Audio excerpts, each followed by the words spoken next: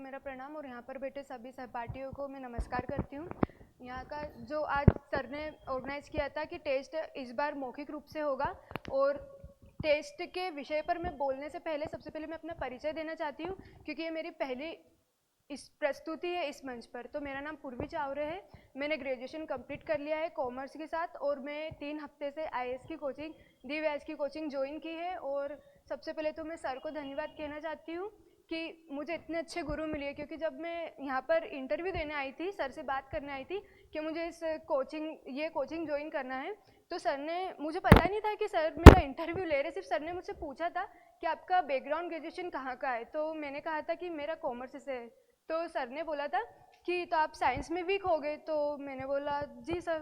तो सर बोलते फिर आप वीक हो तो फिर आप कैसे पढ़ाई करोगे यूपीएससी में, यूपीएससी की तैयारी कर रही हूँ यहाँ पर।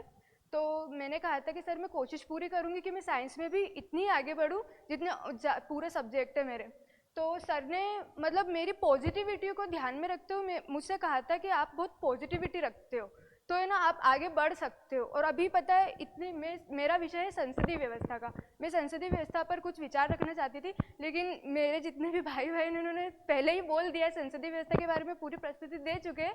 पर मैं बोलना चाहूँगी, मुझे बहुत नेगेटिविटी आ रही थी वहाँ बैठे बैठे कि सबने संसदीय व्यवस्था के बारे में बता दिया है, पर मैं क्या बोलूँगी। तो मैं बार बार सर को देख रही थी कि सर ने मुझे एक उदाहरण दिया था कि तुम में वो पॉजिटिविटी है तो तुम उसको आगे बढ़ाना। तो बस मैं उसी चीज़ को ध्यान में रखते हुए संसदीय व्यवस्था के बारे में कुछ बताना चाहती हूँ।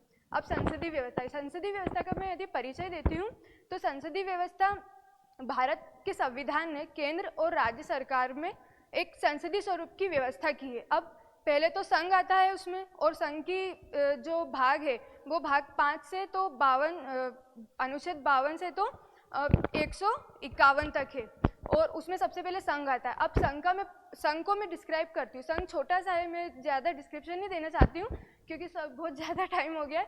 संघ ऐसा है कि राज्य से मिलकर संघ बना है, समझौते के रूप में एक संघ को बनाया गया है। तो सबसे पहले मैं कार्यपालिका, विधायिका और न्यायपालिका के बारे में बताना चाहती हूँ। संघ में सबसे पहले कार्यपालिका आती है जो 52 से अनुच्छेद 151 तक रहती है, और विधायिका आती है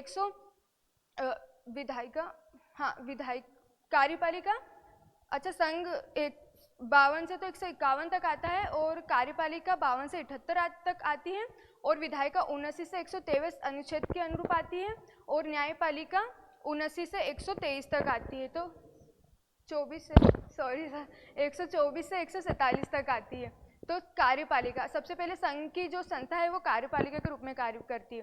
तो कार्यपालिका में सबसे पहले राष्ट्रपति आता है जो 52 अनुच्छेद में दिया गया है, और राष्ट्रपति, जैसे कि हम मानते हैं कि संघ जब बनाया गया है तो संघ का मुख्य राष्ट्रपति को दिया गया है। तो राष्ट्रपति जब 52 अनुच्छेद में आता है तो राष्ट्रपति भारत का एक राष्ट्रपति होगा 52 अनुच्छेद के अनुसार, और 52 से तो 60 तक उसकी जो है कार्यविधि है, उसकी कितने पदावधि की उसकी नियुक्ति कितने मतलब वर्ष में होगी, वो कितनी बार अपना निर्वाचन करवा सकता है, निर्वाचित पद पर रह सकता है, उसके बारे में बताया गया है। अब जैसा कि सब जी जानते हैं कि भारत का संविधान बनाया गया है तो हम सभी राज्यों के लिए, और राज्य में एक भारत का संविधान नियम कानून के लिए बनाया गया है। तो जैसे कि विधायिका जो है वो विधायिका कानून बनाती है और संशोधन करती है अधिनियम में। तो सबसे पहले तो जब कार्यपालिका मतलब काम करेगी वो क्रियान्वयन करती है, जो भी नियम है उनको लागू करवाती है। तो और जो न्यायपालिका रहती है वो संविधान का संरक्षण करती है। अब हमने देखा कि कार्यपालिका जो होती है वो नियम को लाती है, विधायिका कानून को लाती है, तो इनका भी सबका एक नियंत्रण होता है जो न्यायपालिका के अधीन होता है। अब जैसे कि हमने देखा कि ये तीनों जो भी है नियम और इनको लागू करते हैं तो इनका भी एक नियंत्रण होता है, इनकी एक सीमा होती है।